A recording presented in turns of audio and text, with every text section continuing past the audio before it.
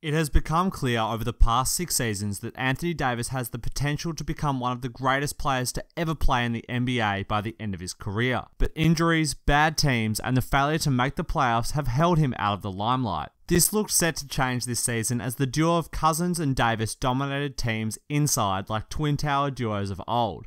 However, the cruelty of injury struck Cousins down, and many felt that Davis and the Pelicans wouldn't be able to stay in the playoff race. Well, Davis has silenced the critics and gone on an absolute tear over the past 14 games to lead his team back into the playoff race. The Pelicans are currently on a 9-game winning streak, and Anthony Davis has looked simply unstoppable, making many ask the question, could he win the MVP, and will the Pelicans make the playoffs? This video will attempt to answer both of those questions, as well as detailing just exactly how Anthony Davis dominates the game of basketball so well on both ends of the court. And let's start with that question. And the first thing that needs to be addressed is Davis's size and length. Davis is almost 7 feet tall at 6'11" and has an enormous wingspan of 7 feet and 4 inches. This insanely long wingspan and height combination gives him a huge edge on both sides of the court. On the defensive end, it allows him to get steals that most people wouldn't expect. So many times I've seen players try and lob the ball into the post or pass it along the baseline, and Anthony Davis has swooped in to steal the ball. These kinds of freakishly athletic steals usually result in transition points, as teams aren't as prepared for them, and Davis can push the ball and get out and run. And not only does he steal the ball, he blocks the hell out of it as well. Davis is one of the fiercest shot blockers to come through the NBA in recent years, and is incredible at both weak side help shot blocking and blocking his own defensive man. Davis has also improved considerably on the defensive coverage side of things, as sometimes he struggled with pick and roll coverages in the past. But this season he has been everywhere, moving his feet to hedge out to the guard, and then recovering appropriately to the big man and to protect the rim. His freakishly long arms help make all this possible, as he simply covers so much ground on the defensive end that he is seemingly all over the court. And then on the interior, he's one of the best at disrupting shots and then clearing the glass and getting the rebound. Rebounding is yet another incredible skill of Davis's, as he uses his length and leaping ability to grab rebounds that most other players can't get close to. He does this on both ends, but offensively he's one of the sneakiest offensive rebounders I've seen. Unlike Drummond or Cousins, he doesn't bully his way to the boards, he simply leaps up, taps it to himself, and collects the rebound before jamming it or laying it up and home. And he has upped his offensive rebounding numbers since the fall of DeMarcus Cousins. The injury has caused Davis to spend a lot more time at center, which position-wise suits his team a lot more than playing power forward. When you have a player like Davis, giving him as much space as possible to operate inside is key, as the extra space makes it easier to lob the ball into Davis and not allow defenders to all hedge onto him and crowd him without giving up an open three. Now, this isn't to say the Pelicans weren't a better team with Cousins, they objectively were, and would have been incredibly interesting to watch in the playoffs. But this new space and pace that the Pelicans are running with is incredibly fun to watch and is working wonders for the team and for Davis. Over the 14-game stretch since Cousins went down with the injury, Davis is averaging an insane 33.3 points, 13.3 rebounds, 2.2 assists, 2.3 steals, and 2.3 blocks a game, while shooting 50% from the field and 35% from 3. These numbers are simply insane, and we are witnessing one of the greatest individual stretches of basketball ever. Anthony Davis is no longer the kid with a unibrow and all the potential in the world. He is playing like a future top 25 player of all time who has the potential to become one of the GOATs. And he is doing so by displaying all the offensive skills in the world. On one possession, Davis will be posting up on the block and hitting a Dirk Nowitzki-like fadeaway. The next, he will bully his way to the rim and slam it over the defender. Not only is he a master of the post, but he can hit all kinds of shots out of the pick and roll. He and Holiday run a lot of high pick and roll, which stretches the defense right out. Davis is a master of diving to the rim and can be passed the ball at any point of his role.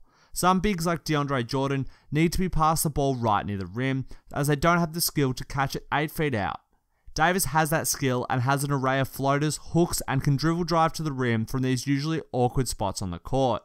And Davis hits the 18-footer just like Kevin Garnett. He simply catches the ball, and if he is given any space, it is absolutely automatic from that range.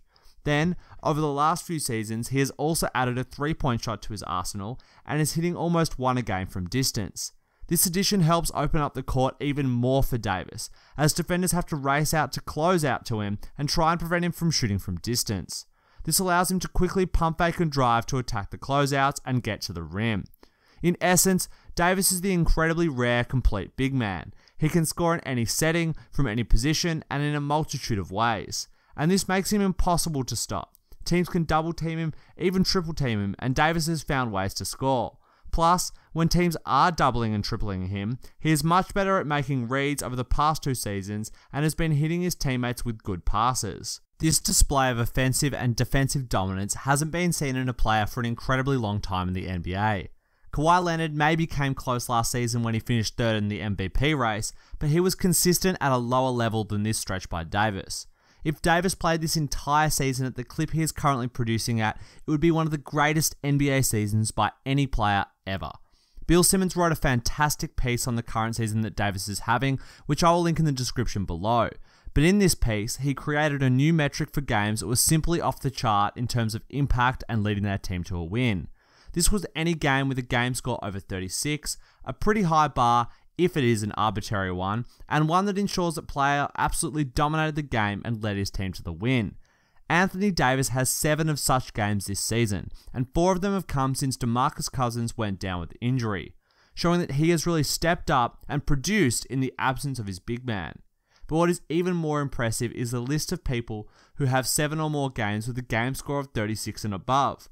Michael Jordan, David Robinson, Charles Barkley, Kobe Bryant, Larry Bird, Patrick Ewing, LeBron James, and Steph Curry are the only players who have ever done this. And the 8 guys who have done this did it in some of their most dominant seasons ever.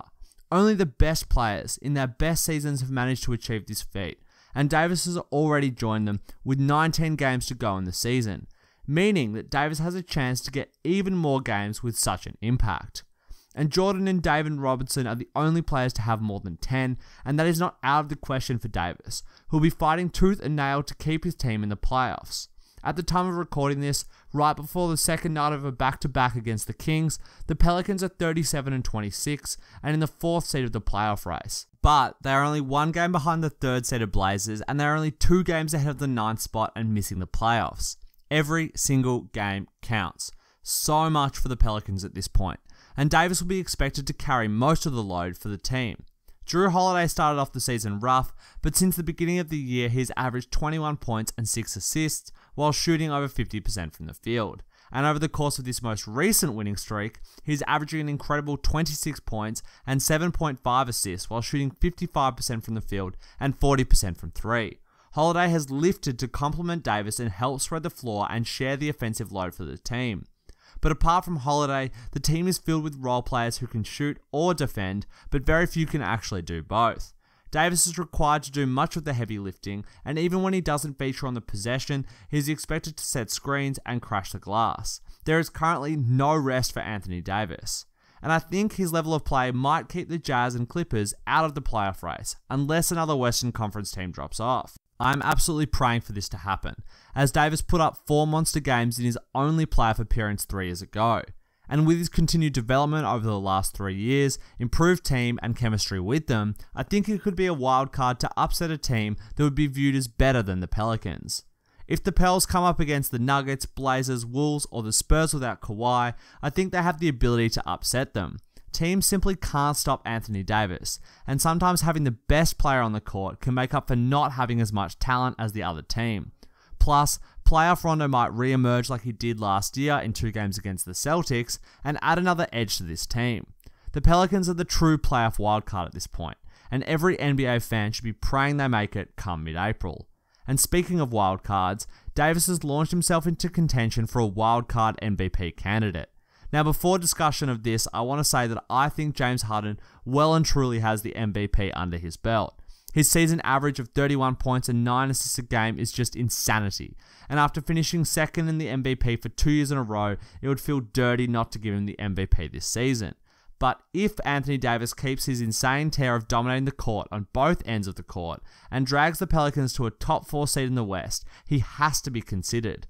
Plus, his defense is way better than Harden's, and his team is far worse, meaning that he impacts his team more on both ends of the court and has to work harder himself to get every win.